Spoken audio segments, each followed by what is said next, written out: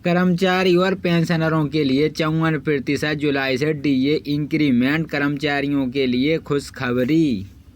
नमस्कार दोस्तों, नए वीडियो में आपका स्वागत है। दोस्तों मेरे चैनल पर बने रहें और अधिक से अधिक सब्सक्राइब करें। तो लोकसभा चुनाव के नतीजे और नई सरकारी गठन के बाद 1 करोड़ से अधिक केंद्र कर्मचारी पेंशनों को बड़ी सौगात मिल सकती है। जुलाई में एक बार फिर 3-4% महंगाई भत्ता बढ़ सकता है। वहीं पेंशन की महंगाई राहत में भी वृद्धि देखने को मिल सकती है। अगर डीए 3 या 4% बढ़ा तो यह 53 से 54% पहुँच जाएगा। इसी सैलरी में 10,000 तक की वृद्धि देखने को मिलेगी। वहीं महंगाई भत्ते में संशोधन होगा। माना जा रहा है कि यदि 50% पहुँचने के बाद डीए से शून्य किया जाता है तो फिर सैलरी का नया स्ट्रक्चर लगाया जा सकता है या फिर डीए की गणना का पैटर्न बदल सकता है। इससे बेसिक सैलरी मर्ज किया जाएगा। यह अनुमान श्रम मंत्रालय द्वारा इंडेक्स के फरवरी मार्च के आंकड़े जारी किए जाने पर लगाया गया है। हालांकि आधिकारिक तौर पर भी कोई बयान सामने नहीं आया। इससे पहले आखिरी बार जनवरी 2016 में महंगाई भत्ते को शून्य किया गया था।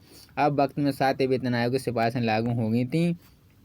जुलाई में 4% बढ़ेगा, डीए होगा शून्य, जाने अपडेट। दरअसल केंद्र सरकार द्वारा साल में 2 बार जनवरी और जुलाई में कर्मचारी पेंशनरों के डीए डीआर में दरों में संशोधन किया जाता है, जो इंडेक्स के 6 माह के आंकड़ों पर निर्भर करता है। जनवरी 2024 से 4% डीए बढ़ाया गया है और जून तक लागू रहेगा। अब अगला डीए जुलाई 2024 से बढ़ाया जाएगा, जो जनवरी से जून 2024 के इंडेक्स के आंकड़ों पर निर्भर करेगा। जनवरी तक सीपीआई का नंबर 138.9 अंक, महंगाई भत्ता 50.84% तक रहा, जिसे 51% काउंट किया जाएगा। अगर फरवरी से जून तक में यह नंबर 53 से पार हो पहुँचा तो 4% डीए बढ़ना तय है। हालांकि अब तक जनवरी के बाद अंक जारी नहीं हुए हैं, जिसके चलते भ्रम की स्थिति बन गई है। संभावना है कि चुनाव के नतीजे के बाद अचानक आचार संहिता हटने की मंत्रालय द्वारा फरवरी से अप्रैल तक के आंकड़े एक साथ जारी किए जाएंगे। अगर ऐसा हुआ तो 50% से बढ़ाकर 53 से 54% तक पहुँच सकता है। इसकी घोषणा अगस्त सितंबर में हो सकती है। अगर अंक जारी नहीं होते तो केंद्र सरकार के नियम डीए 50% होने पर शून्य हो जाएगा, लागू किया जा सकता है। इसके बाद डीए की गणना शून्य से शुरू होगी और महंगाई भत्ते का फैसला खुद बेसिक मर्ज कर दिया जाएगा। कर्मचारियों की सैलरी में 9,000 रुपये तक का इजाफा होगा, जो न्यूनतम सैलरी पर कैलकुलेशन होगा। क्या चुनाव के बाद लागू होगा 8वां वेतन आयोग? अब तक मंत्रालय द्वारा एआईसीपी इंडेक्स के फरवरी मार्च के अंक जारी नहीं हुए हैं, जिसके चलते भ्रम की स्थिति बन गई है। लोकसभा चुनाव के बीच 8वें वेतन आयोग को लेकर एक बार फिर चर्चा तेज हो चली है। हाल ही में Indian railway technical supervisor association IRTSA को कर्मी मंत्रालय को एक पत्र लिखा, जिसमें कर्मचारियों के 8वें वेतन आयोग के गठन की मांग की है। फेडरेशन एयरफेक्ट ने सरकार ने सामने 8वें वेतन आयोग के गठन की मांग रखी और कैबिनेट सचिव को पत्र लिखा है। इस पर अंतिम फैसला केंद्र सरकार को लेना है। हालांकि सरकार कई बार कर चुकी है। फिलहाल इस पर कोई विचार नहीं और ना ही कोई प्रस्ताव विचाराधीन है। इसके बाद 2 स्थिति बनेगी, डीए 4% बढ़ेगा, शून्य होने पर इसे बेसिक सैलरी मर्ज कर दिया जाएगा। इससे पहले जनवरी 2016 में डीए को शून्य किया गया था। उस वक्त 7वें वेतन आयोग की सिफारिशें लागू थीं। DA increment 54%। सरकार के सभी कर्मचारियों के लिए आगामी महीने में 7वें वेतन आयोग का महंगाई भत्ता बढ़ाने वाला। कर्मचारियों को हाल ही में पिछले 2 महीने से उनके मूल वेतन और घर में किराया भत्ता, चिकित्सा भत्ते, यात्रा भत्ते आदि अन्य भत्तियों के साथ 50% डीए प्राप्त हुआ है। अब उन्हें आगामी महीने में फिर से डीए 2024 में बढ़ोतरी देखने को मिलेगी।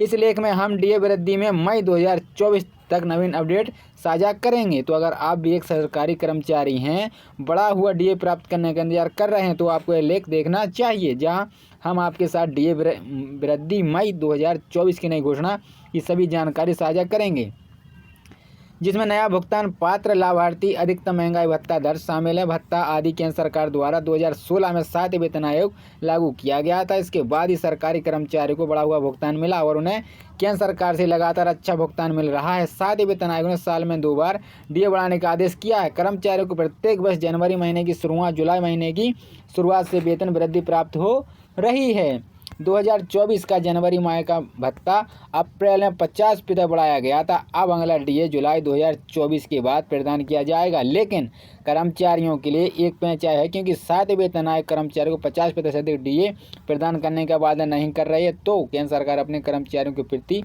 अगला कदम क्या होगा? जुलाई 2024 में 54% डीए केंद्र सरकार ने पिछले कुछ साल में कर्मचारियों को डीए 4% बढ़ाया और उन्हें 2022 में 38%, 2023 में और 42%, 46% प्राप्त हो रहा है। अब 2024 में पहली बार 6 माह में 50% प्राप्त हो रहा है।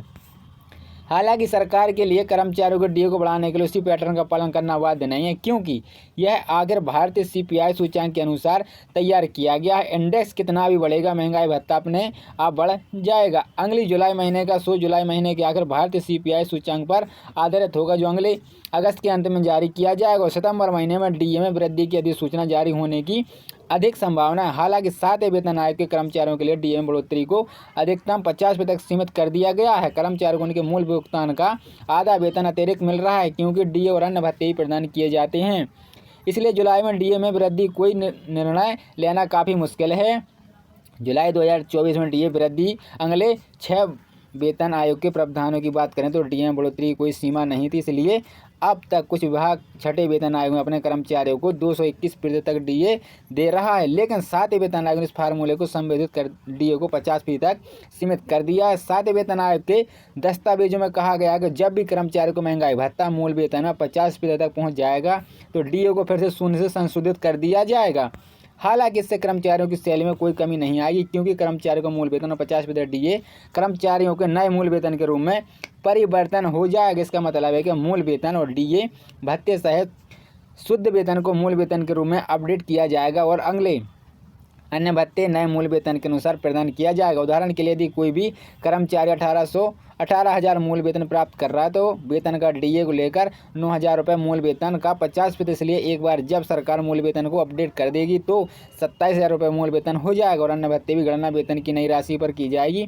हालांकि कर्मचारियों को अधिकारियों से अधिकारी सूचना का इंतजार करना चाहिए, क्योंकि सरकारी कर्मचारी विभाग ने कर्मचारियों के वेतन को अपडेट करने पर कोई बयान नहीं दिया है। एक बार लोकसभा चुनाव 2024 का परिणाम घोषित होने के बाद सरकार के लिए कर्मचारियों को नए संशोधन और अधिसूचना करना आसान हो जाएगा।